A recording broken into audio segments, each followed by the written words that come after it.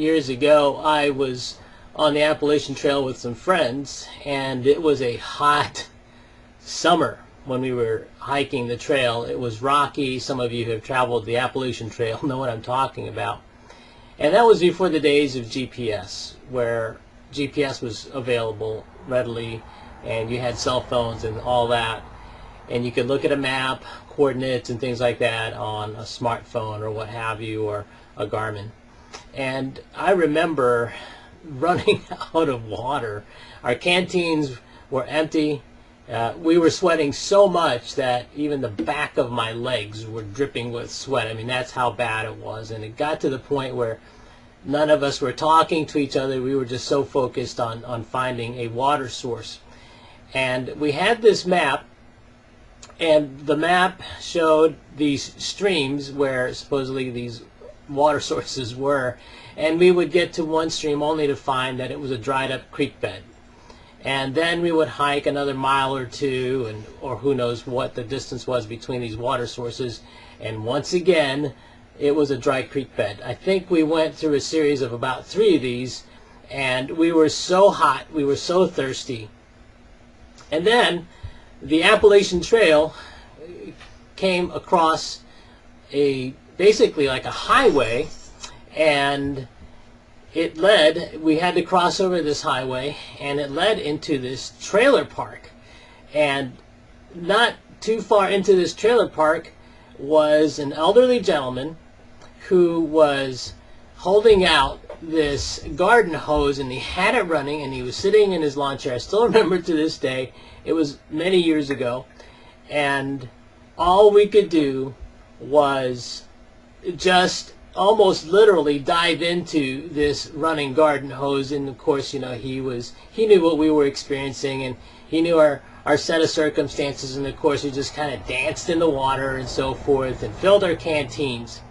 Now I want you to imagine, what if in our dire situation of thirst and being parched like we were, with our heavy backpacks and sweat and just hot and bothered, what if we decided, well, you know, this isn't the water source that we were anticipating. We were really looking for water from a spring or from a creek. That would have been pretty dumb, wouldn't it? And I'm reminded, now of course we wouldn't have done that, but it makes just about as much sense as when we turn down that kind of refreshment given those circumstances. I'm reminded of that conversation that Jesus had with the woman at the well. And for those of you who are familiar with it, it's found in John chapter 4. I've got some notes here I want to share with you as I'm sitting here contemplating these words. And of course, some of you know the backdrop to this. Here is a Samaritan.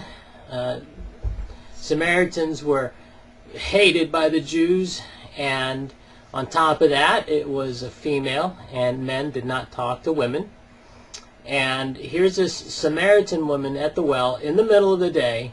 Why in the middle of the day? Because that was the least common time for women to draw water from, because it's just too hot, and typically women would gather at the well to draw water in the evening or early morning when you know when the temperature was cooler. And so she wanted to avoid any confrontation or encounters with other women. As it was, she already had a bad reputation.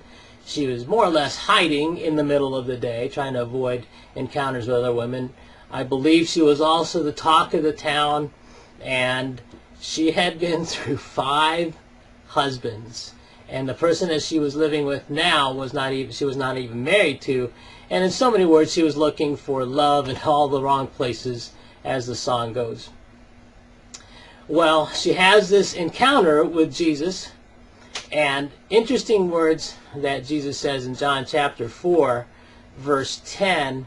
And I'm just going to be very brief in terms of this short discourse that Jesus says.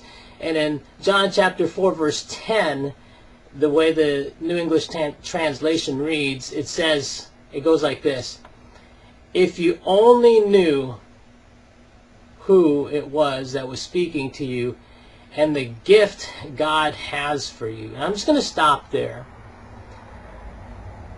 I think that today, if you are listening and watching this video, if you are an individual who maybe not necessarily looking for love in all the wrong places, but maybe you're looking for satisfaction in all the wrong places, and that could be anything. And our society, unfortunately, today is known to medicate, and I personally medicate on a movie or watching television, just kind of trivial stuff like that. But you and I know that in today's society, people are more or less living lives of quiet desperation. And though they may not be in the exact circumstances or dealing with the sin problem that this woman was, I think that we are a society that looks for satisfaction in places that just simply can't do that. They might be able to afford temporary satisfaction or reprieve or joy or happiness, but it's just not lasting.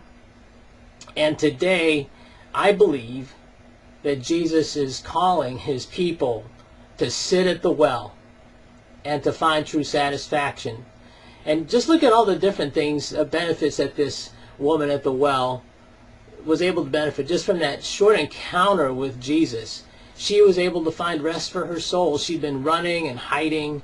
You know, I recently watched a movie called Age of Adeline. This is not a plug for that movie.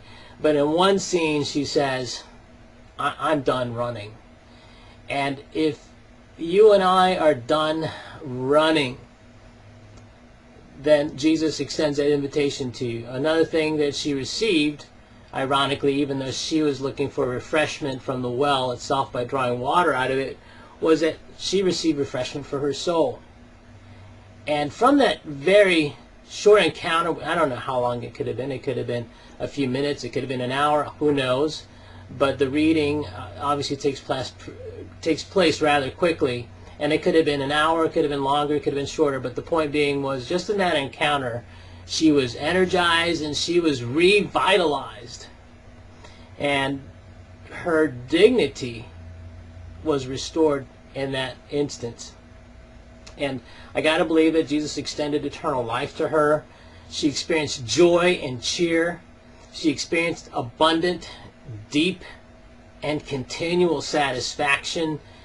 And whereas before she was hiding and didn't want to engage anyone, now she had this crazy energy and boldness. She goes into town and she says, "Come and see this man who has told me everything I ever did." And it was almost liberating to her that, yes, she was hiding this secret, but now she was willing to almost come clean of it. I believe she was willing to come clean of it and did eventually come clean of it. But the other thing that I thought was very telling in this encounter was that Jesus was revealing herself to this woman, was revealing himself to this woman in a way that he hadn't even done with his disciples. I mean, he comes out and says, "I am the living water. If you drink from me, you will never thirst again. I am the Messiah that your people, the Jewish people, have been looking for." And again, it's just the whole idea of having this amazing, intimate relationship with God, if we would simply take the time. And going back to the whole analogy of the time when we were hiking on the Appalachian Trail, it would have been absolutely foolish, would have made absolutely no sense if we had refused to drink from that garden hose that this elderly gentleman was so graciously offering us. And yet, how often we neglect and we just bypass the opportunity to be refreshed, to stop running, and to be replenished and re-energized, and maybe even have our dignity restored to us. So if that's you, it certainly is me, and I need this daily and sometimes moment by moment. Would you accept that invitation from Christ to just stop running, sit at the well, get to know him, and just sit and know and understand whatever it is that gift is that God has for you, that gift that he has for me? Hope this helps, and I look forward to talking to you soon.